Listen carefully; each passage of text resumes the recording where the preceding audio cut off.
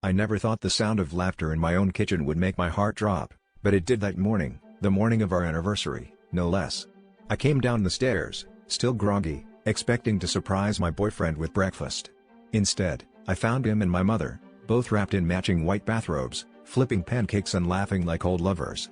She reached up to wipe something from his lip, and he caught her wrist, and they just stood there, smiling at each other, oblivious to me standing in the doorway.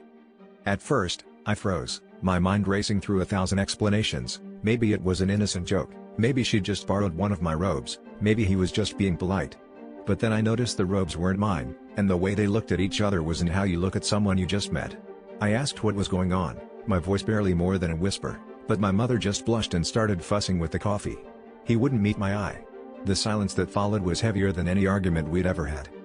I wanted to scream, to throw something, to demand answers, but all I could do was watch as they danced around the truth.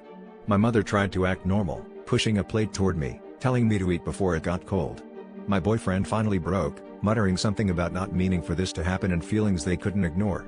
The betrayal hit me all at once, my family, my relationship, everything I thought I could trust shattered in one stupid, sunlit kitchen. But the real twist was that deep down, I wasn't as shocked as I should have been. I'd spent years playing perfect daughter and perfect girlfriend, ignoring the cracks, pretending not to notice the way my mother always found reasons to be around him, or how he seemed more alive when she was in the room. The truth was, I'd been so afraid of being alone that I'd ignored everything. And as I watched them together, I realized the biggest betrayal was the one I'd committed against myself, choosing comfort over honesty, safety over confrontation. I left the house that morning with nothing but the clothes on my back, finally ready to face the loneliness I'd been running from all along.